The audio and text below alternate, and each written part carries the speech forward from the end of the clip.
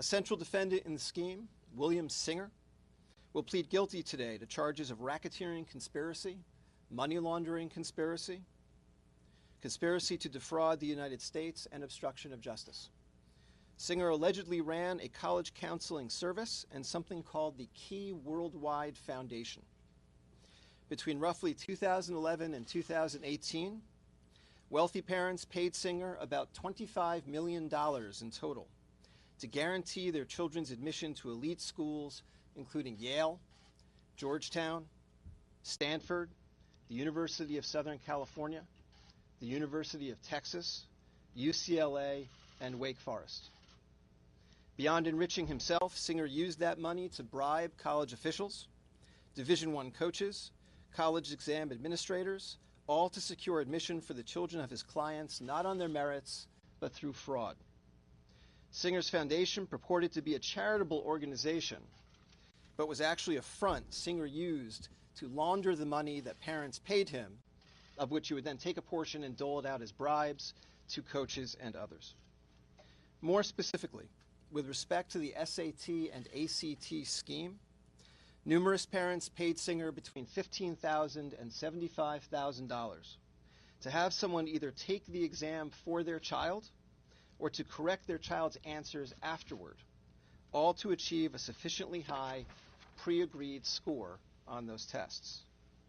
Singer accomplished this by paying defendant Mark Riddell, also charged today, to take or correct the exams, and by bribing two exam administrators, defendants Nikki Williams and Igor Dvorsky, to allow this to happen on their watch. Williams, student, and Dvorsky about $10,000 per student. To facilitate the scam, Singer counseled parents to take their children to a therapist and get a letter saying that because of purported learning disabilities or other issues, the child needed additional time to complete the ACT or the SAT. Once the companies that administer those exams had agreed to the extra time, Singer arranged for the child to take the exam individually with one of the proctors he had bribed, or one of the administrators he had bribed, either at a location in Houston or a location in California. Beyond the SAT and ACT scam, parents also paid Singer money that he then used to bribe coaches and administrators to designate their children as recruited athletes for various schools. In return for bribes, coaches would use slots that their schools had allocated to them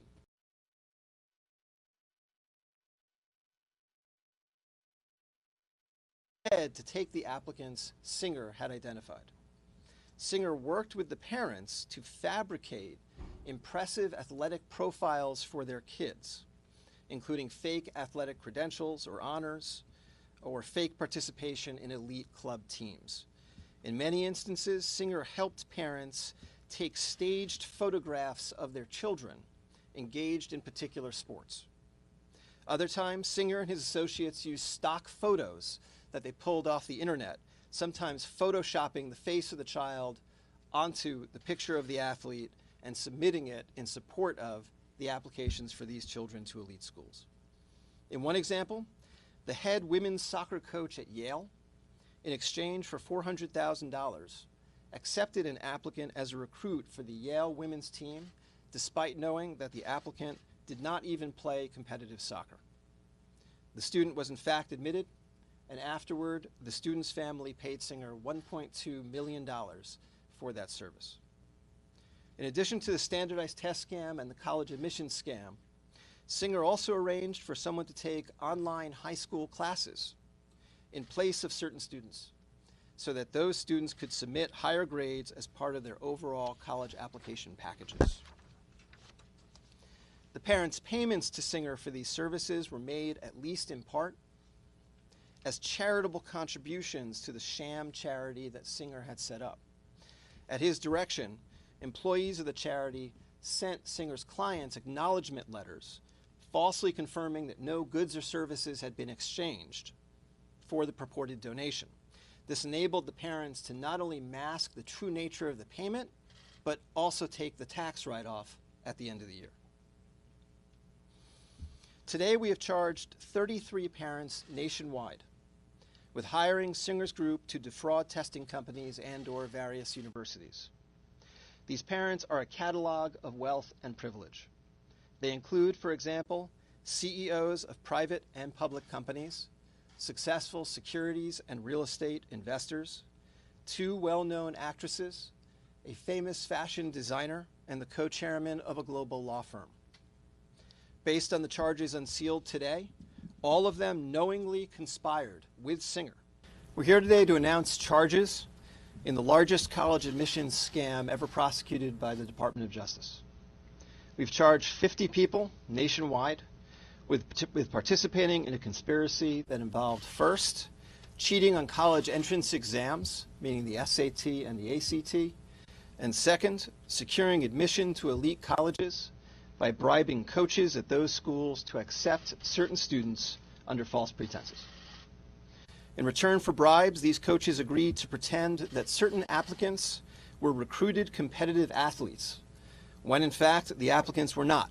As the coaches knew, the students' athletic credentials had been fabricated. A central defendant in the scheme, William Singer, will plead guilty today to charges of racketeering conspiracy, money laundering conspiracy, conspiracy to defraud the United States, and obstruction of justice. Singer allegedly ran a college counseling service and something called the Key Worldwide Foundation. Between roughly 2011 and 2018, wealthy parents paid Singer about $25 million in total to guarantee their children's admission to elite schools, including Yale, Georgetown, Stanford, the University of Southern California, the University of Texas, UCLA, and Wake Forest. These parents are a catalog of wealth and privilege. They include, for example, CEOs of private and public companies, successful securities and real estate investors, two well-known actresses, a famous fashion designer, and the co-chairman of a global law firm. Singer's clients paid him anywhere between $100,000 and $6.5 million for this service, though the majority paid between $250,000 and $400,000 per student. I think Ms. Huffman, for example, took advantage of one of these, which was the SAT cheating scam. Some took advantage of the other, and some took advantage of both. In many instances, Singer helped parents take staged photographs of their children engaged in particular sports. Other times, Singer and his associates used stock photos that they pulled off the internet, sometimes photoshopping the face of the child onto the picture of the athlete and submitting it in support of the applications for these children to elite schools. You will see instances where it's important to parents that their child not know that this had occurred. And in that kind of instance, the student would actually go and take the exam, and someone working for Singer would come in afterward, correct enough of the answers, submit the exam. In some instances, however, the child did know. There can be no separate college admission system for the wealthy, and I'll add that there will not be a separate criminal justice system either.